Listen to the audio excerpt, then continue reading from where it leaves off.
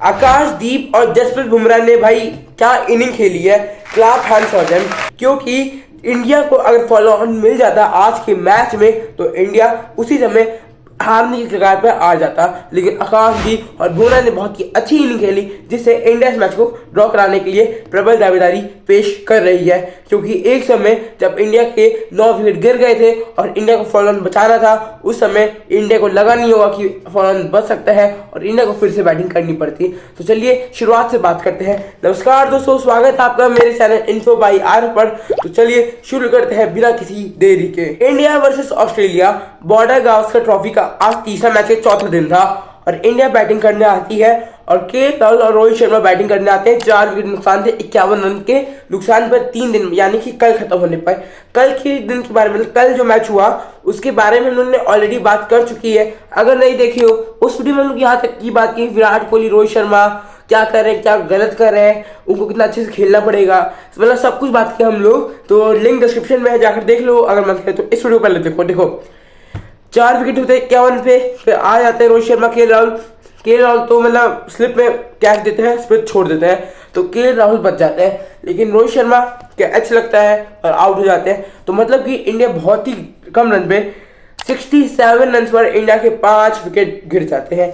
As usual हमेशा यही तो हो रहा है इंडिया के साथ। लेकिन जो आज हुआ है वो इंडिया के साथ डेली नहीं होता है कि इंडिया के बॉलर्स अच्छा परफॉर्म नहीं कर पा रहे थे बैटिंग में।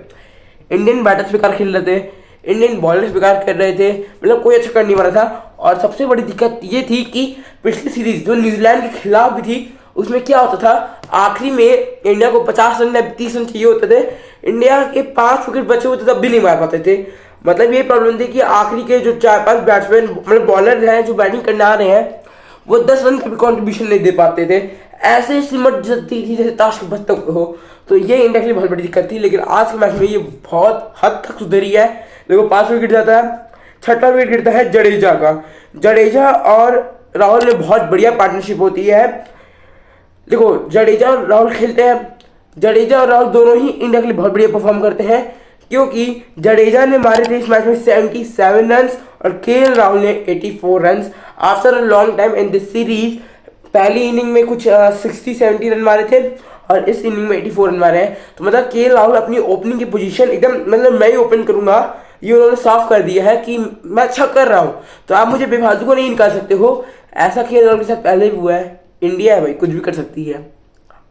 इट्स अ जोक बट ये रियलिटी भी है, समझ जाओ। उसके बाद के राहुल आउट हो जाते हैं। के राहुल और जडेजा के बीच में बहुत ही बढ़िया पार्टनरशिप होती है, दोनों के बीच 67 रन की पार्टनरशिप होती है। 5वां विकेट जो 74 रन पे गिरा था, छठा विकेट गिरा 141 रन पे, मतलब कि 67 रन की पार्टनरशिप हुई और इंडिया छठा विकेट गिरा 140 रन पर 41 रन पे। फिर आगे ब्रेक, उसके बाद आए नीतीश कुमार रेड्डी, बेचारे वो भी बहुत जल्दी आउट हो गए 16 रन मारकर। उन्होंने डिफेंस अच्छा किया, 61 बॉल खेली, मतलब कि वो डिफेंसिव अप्रोच भी कर सकते हैं जब जरूरत पड़े। तो मतलब ये भी एक बहुत बढ़िया गुड इंडिकेटर था। लेकिन वो 16 रन लाके आउट हो जाते हैं।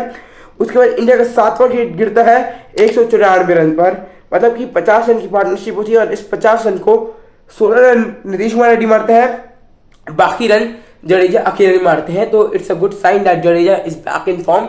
जडेजा का फॉर्म कोई गया नहीं था मेरे अकॉर्डिंग, उनको खिलाया ही नहीं गई भाई। बहुत गलत चीज़ कर रही है इंडिया कि हर मैच में चेंजेस कर रही है। It's not a good thing, it's not good for the players as well as for the team also, कि प्लेयर को बार बार अंदर बाहर करना, तो ये अच्छी बात नहीं है। ये सब आप लोग जानते हो, मैं भी जानता हूँ। इन सब की बात हम लोगों ने पिछले वीडियो में की, जाओ यार डिस्क्रिप्शन में जाके देखो इस वीडियो के बाद, ठीक है। उसके बाद जडेजा और नीतीश रेड्डी में 53 रन की पार्टनरशिप होती है, बहुत बढ़िया पार्टनरशिप थी।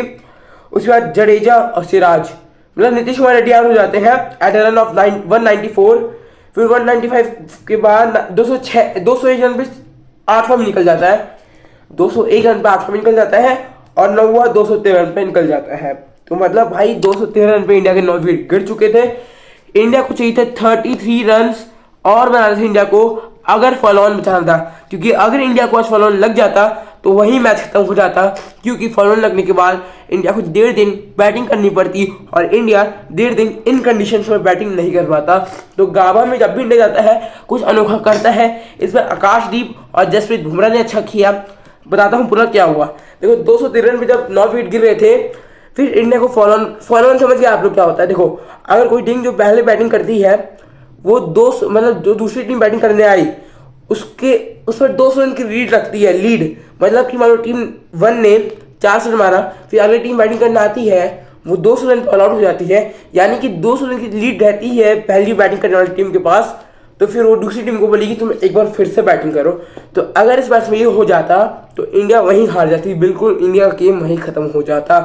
इंडिया मैच में टिक नहीं पाती, वर्ल्ड टेस्ट चैंपियनशिप का फाइनल का भी सपना इंडिया को छोड़ना पड़ता। ये मतलब कंफर्म हो जाता अगर ये इंडिया मैच हारती।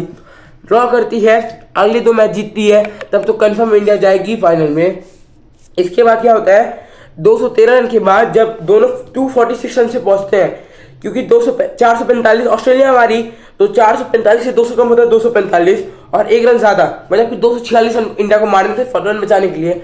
और जैसे ही आकाशदीप और बुमराह ने 246 रन तक पहुंचाई पारी को, भाई पूरा crowd God match. Still Gautam गंभीर और विराट कोहली, रोहित शर्मा सब पागल हो चुके थे।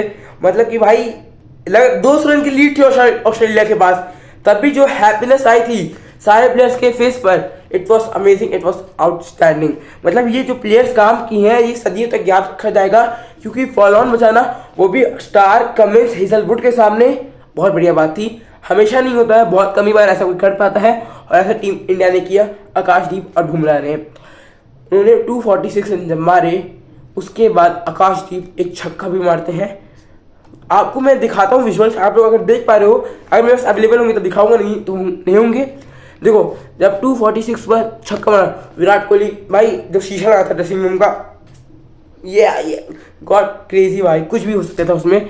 तब इंडिया के अभी 9 विकेट गिरे हैं, कल का दिन बाकी है, कल इंडिया खेलेगी, आखिरी विकेट खेलेगी। आखिरी विकेट जब गिरेगा ऑस्ट्रेलिया को बैटिंग करना आना पड़ेगा। ऑस्ट्रेलिया देखेगी, देखो इसमें कुछ भी हो सकता है। देखो मान लो अगर ऑस्ट्रेलिया कही कि हम लोग ताबड़तोड़ वालेबाजी करेंगे, 150 से 200 रन मार देंगे 20 ओवर में, उसमें डिक्लेयर कर देंगे, फिर इंडिया चाहे तो 70 ओवर से रोक सकता है, टुकटुका के इंडिया आराम से 70 ओवर निकाल सकता है। लेकिन अगर वही 70 ओवर की जगह 1.5 दिन होता तब इंडिया के बाद दिक्कत होती। साथ ही में उस 1.5 दिन के बाद अगर इंडिया 200 रन से ज़्यादा मार भी देती, फिर ऑस्ट्रेलिया की बैटिंग फिर से आती तो उसमें ऑस्ट्रेलिया जीत जाता है। तो भाई कल का दिन देखना पड़ेगा क्या होता है। इंडिया तो चाहेगी ड्रॉ हो जाए, ड्रॉ ही होना चाहिए मैच, लेकिन अब देखते हैं आगे क्या होगा। A bit of disturbance was there, so we have to stop the video. So let's continue. तो इंडिया के अभी रन है 252 रन फॉर 9 विकेट। कल देखो जो पॉसिबिलिटी कल के मैच में 0.5% थी इंडिया की, वो बढ़कर हो चुके हैं 0.7%, मतलब बहुत कम ही चेंज आया है। लेकिन जो ड्रास्टिकली मतलब बहुत ज़्यादा चेंज आया है वो है ड्रॉ में और ऑस्ट्रेलिया की जीत में। कल जो ऑस्ट्रेलिया की जीत के परसेंटेज थे वो थे 22%, जो कि आज घर के 4.5% रह गई है, और ड्रॉ का जो कल 78% था वो बढ़ गया 95%। तो भाई इंडिया के लिए बहुत अच्छी खबर है, क्यों अगर इंडिया ड्रॉ करना चाहेगी और चाहेगी अगले 2 मैच इंडिया जीत जाए। देखो आज जो बैटिंग की है ना इंडिया ने, उसे लग रहा है कि इंडिया अगला मैच जीत सकती है, और उसका अगला भी, क्योंकि इंडिया ने लड़ने की चाहत दिखाई है।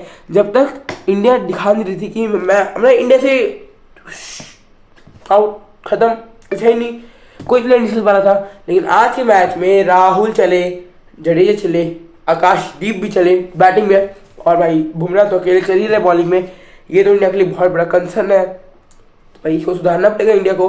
अब मुझे नहीं लग रहा कि शामी की जरूरत पड़ेगी इंडिया को, लेकिन अगर शामी की आ जाए तब और बढ़िया है। लेकिन अगर मोहम्मद शमी आते हैं तो कौन प्लेयर बाहर जाएगा, ये भी सोचने वाली बात है, क्योंकि सिराज है, बुमराह है, आकाशदीप है।